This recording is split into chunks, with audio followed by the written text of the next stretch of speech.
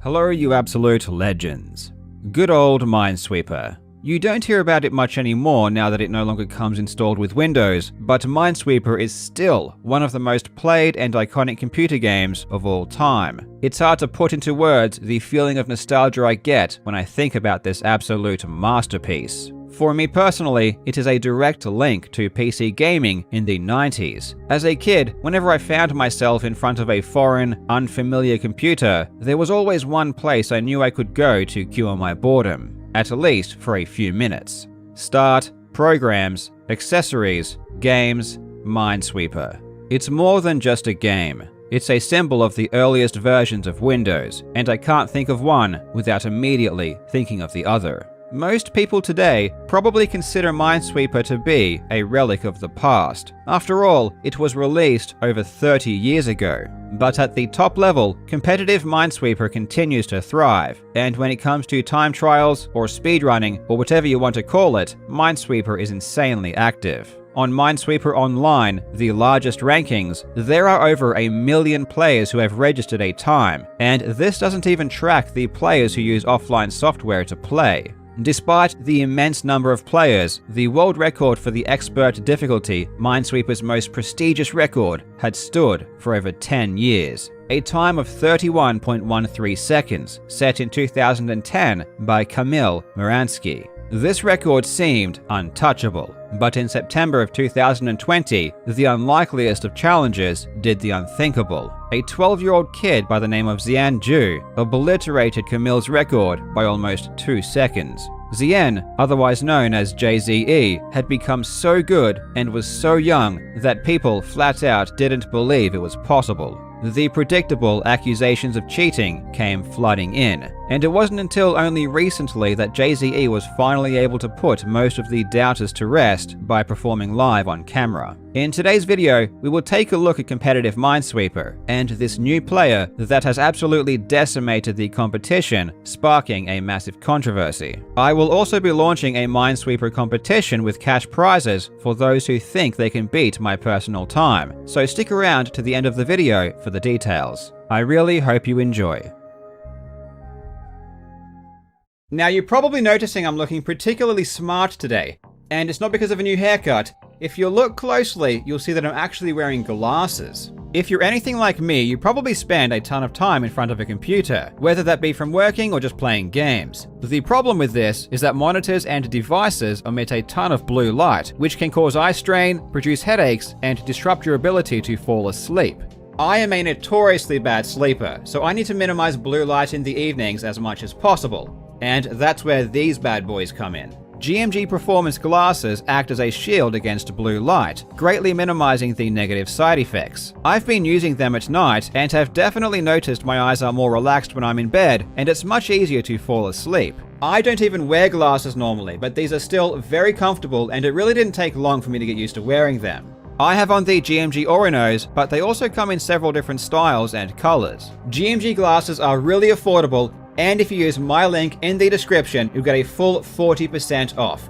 However, you must be quick because this will only last for 48 hours. Just click the link in the description.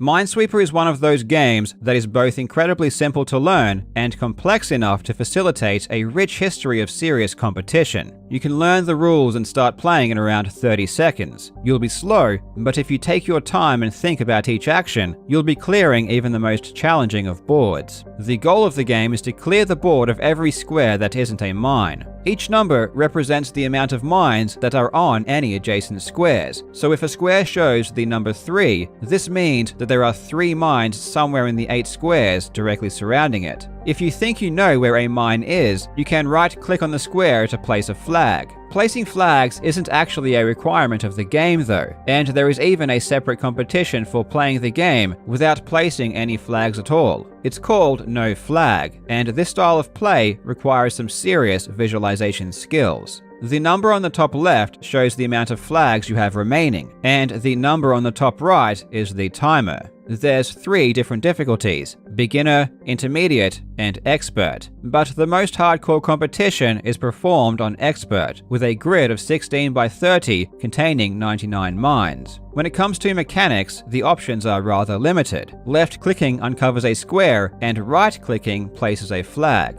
If a square with a number has a matching amount of flags adjacent to it, you can press both mouse buttons at the same time to uncover every remaining square around it. This is called chording. In order to chord more efficiently, you can keep the right mouse button held after placing a flag so that when you move to the number next to it, you only need to click the left mouse button. This more efficient technique is called 1.5 click. And that's it. As far as playing the game goes, there isn't any more to it. Beyond this point, it comes down to speed, precision, pattern recognition, and decision making. You begin by learning the simplest of patterns: a 1 in a corner, a 3 on an edge. There are a ton of easy to remember combinations that you need to know. You can then use more complex patterns and logic to decipher the more difficult problems. But it's not just knowing where the mines are that will make you a good Minesweeper player. You also have to be able to correctly identify the best way to deal with each situation. You might think that there'd be one specific optimal way of playing the game,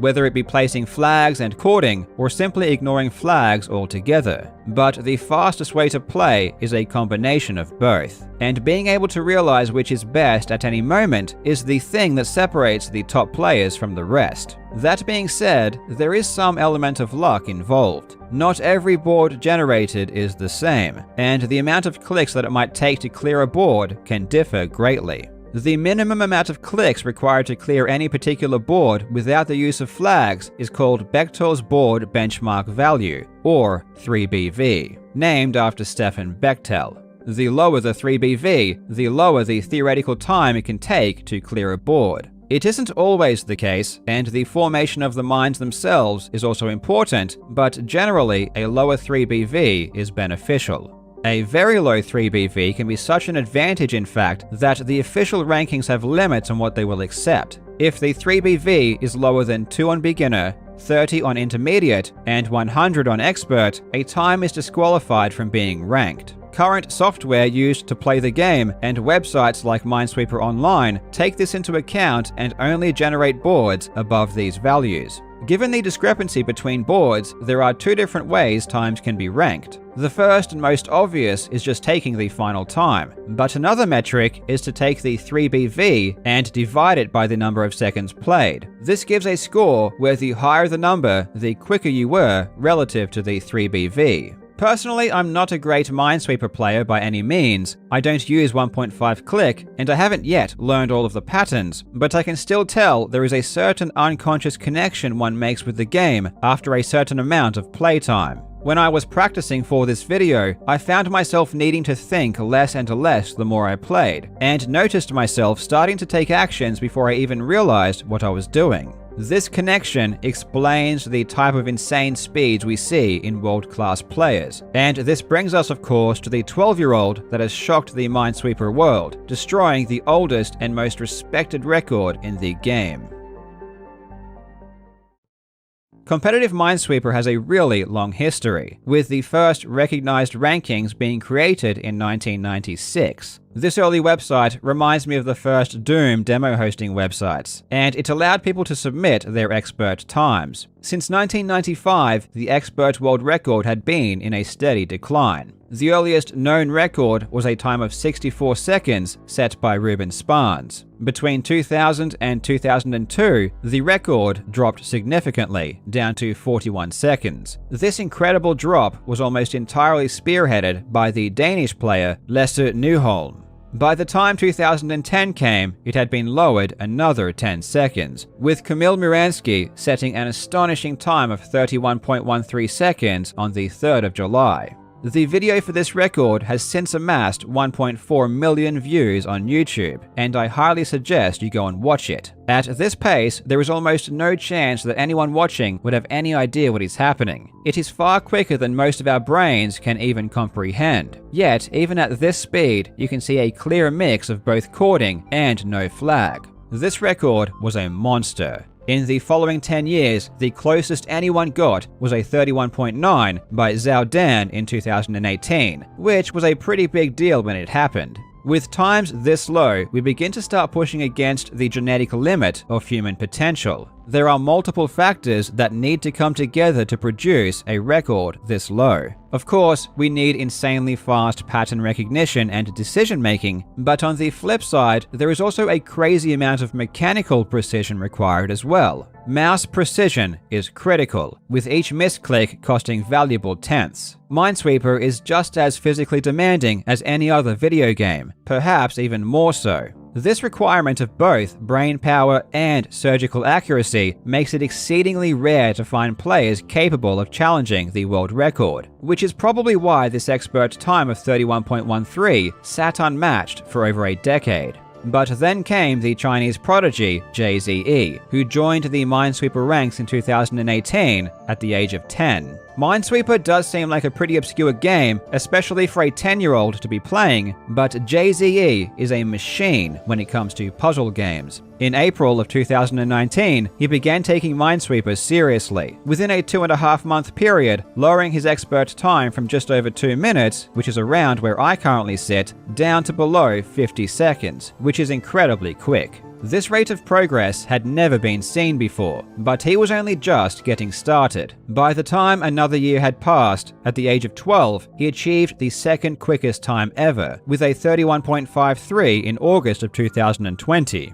It seemed inevitable given his progress that he would eventually dethrone Camille's record, but no one would have predicted just how devastating a player JZE would become. Only a month later, on the 12th of September 2020, JZE achieved a time of 29.43 seconds. Not only beating the longest-lasting Minesweeper record in history by 1.7 seconds, but also attaining the very first sub-30 on Expert. It would be impossible to overstate just how amazing this time is, but what's even more amazing is the fact that JZE has since beaten his own record multiple times. In December of 2020, he achieved a time of 28.84 seconds, and just last month, on the 1st of September, he lowered that again to 28.7. It really appears as though JZE truly is built different. In 30 years, not a single player had gone below 31 seconds on Expert.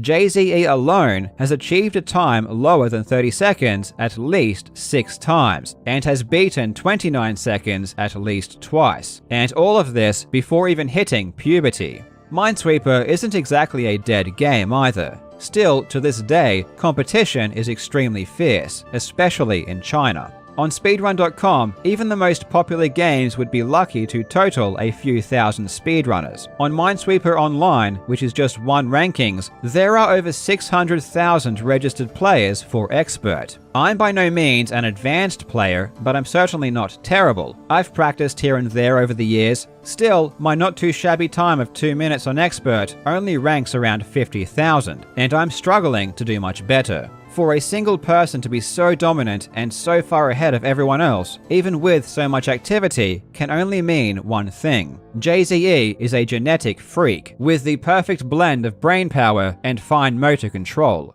He reminds me a lot of Rayan Isran, who is undoubtedly the most talented GoldenEye and Perfect Dark speedrunner of all time. He also joined the ranks at the age of 10, and it was immediately obvious he was gifted. Naturally, being so good and so young raised a lot of suspicions, and Rayan was immediately met with heavy skepticism. He ultimately quelled any doubt, however, when he recorded a live video of himself playing the game.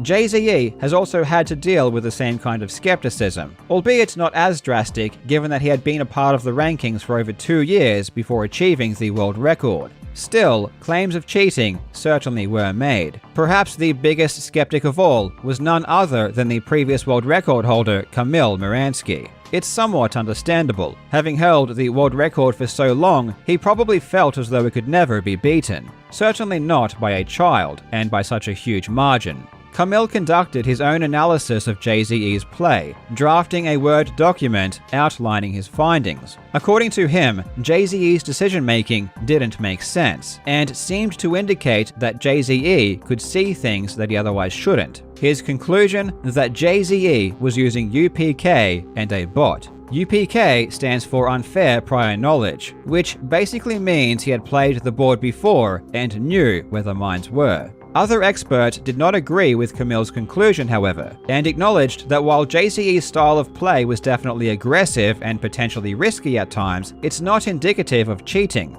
The simple reality is that in order to get times this fast, some risks need to be taken, and while risky play may not always pay off, as long as you keep playing, it eventually will. This is a philosophy that most speedrunners will be familiar with at the top level. Being so young, it's obviously more difficult for JZE to take the kinds of steps an adult could in order to prove his legitimacy, but he has been providing ample evidence. He has shown his play in live streams, he's recorded himself playing, and recently he's even met with another player where he demonstrated not only his Minesweeper skill, but also his domination of a ton of other puzzle games. The reality is that JZE is not only certainly legit, but he is likely one of the most gifted gamers there has ever been, and he hasn't even reached his peak. It will be interesting to see if he continues to improve his Minesweeper times, and if there will ever be anyone born with enough genetic potential to give him any kind of challenge. Only time